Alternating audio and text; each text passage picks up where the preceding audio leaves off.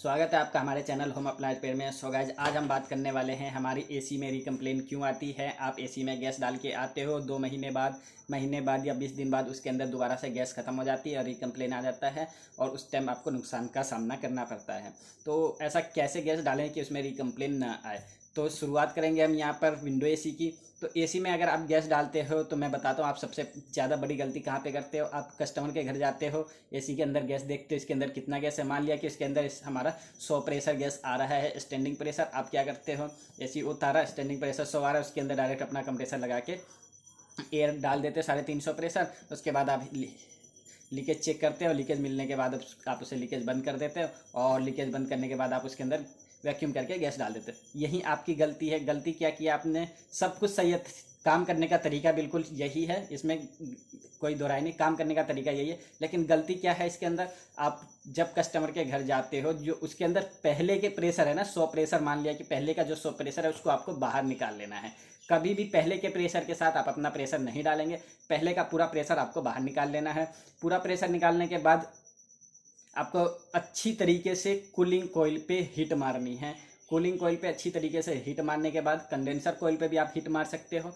Window AC की बात कर रहा हूँ, स्प्लिट एसी का थोड़ा अलग तरीका है। तो पूरी तरीके से हीट मारने के बाद उसके बाद आप उसके अंदर एयर डालोगे, फिर उसके बाद आप उसकी लीकेज चेक करके फिर वैक्यूम करके फिर गैस डालोगे। ये तरीका है। इस तरीके से अगर आप काम करोगे कभी भी रीकम्प्लेन नहीं आएगी। अब बात करते हैं स्प्लिट एसी की। इस स्प्लिट एसी में भी आप सेम यही सिचुएशन करते जाते हो, पहले चेक कर लेते हो पहले का गैस कितना है और उसके बाद आप पहले के गैस में ही एयर डाल देते हो और उसके बाद आप लीकेज चेक करके अच्छी तरीके से साफ करके लीकेज बंद करके वैक्यूम करके गैस डाल देते हैं। वहाँ भी यही गलती करते हैं आप।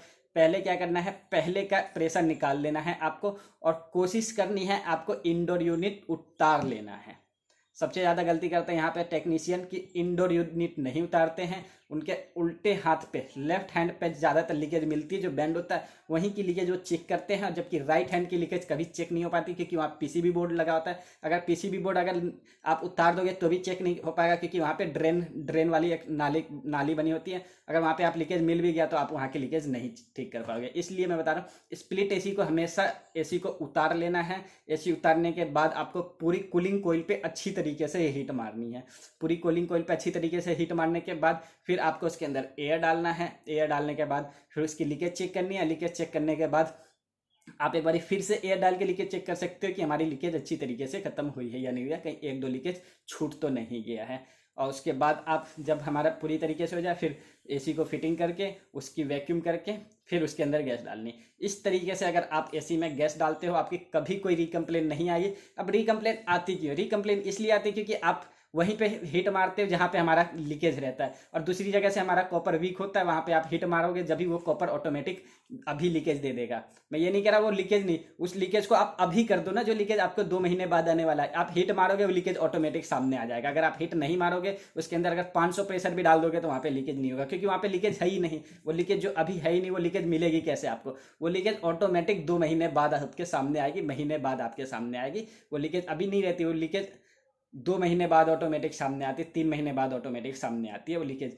तो उस लीकेज जो कॉपर वीक हो गया ऑटोमेटिक, वहाँ पे कॉपर हीट हो गया, वीक हो गया, तो आपको हीट मार के उस वीक कॉपर को ढूंढना है कि आपका वीक कहाँ पर हुआ है, आपकी कूलिंग कोयल या कोई भी कोयल।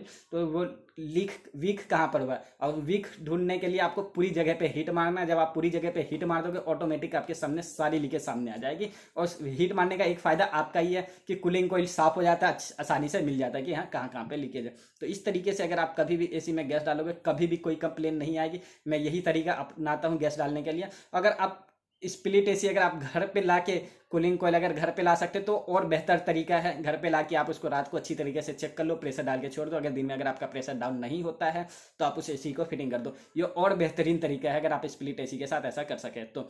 और बात करें अगर स्प्लिट एसी के आउटडोर यूनिट की, तो आउटडोर यूनिट में ज़्यादा लीकेज नहीं आती, लेकिन फिर भी अगर वो कम हाइट पे है तो आप आसानी से उसे खोल के चेक कर सकते हो। और साथ ही साथ में जो हमारे कस्टमर होते हैं जो उनसे भी यही बात कहूँगा, आप जो आउटडोर यूनिट लगाते हैं आउटडोर यूनिट को ज़्यादा हाइट पे ना लगाए क्योंकि मैकेनिक को उसमें काम करने में थोड़ी प्रॉब्लम होती है। जब मैकेनिक को काम करने में प्रॉब्लम होती है तो वो अच्छी तरीके से काम नहीं कर पाता। जब अच्छी तरीके से काम नहीं करेगा तो उसका नुकसान आपको ही है क्योंकि वहाँ पर लीकेज मिलेगी नहीं और फिर आप उसके बाद वो आपको कहेगा एसी बदल दो।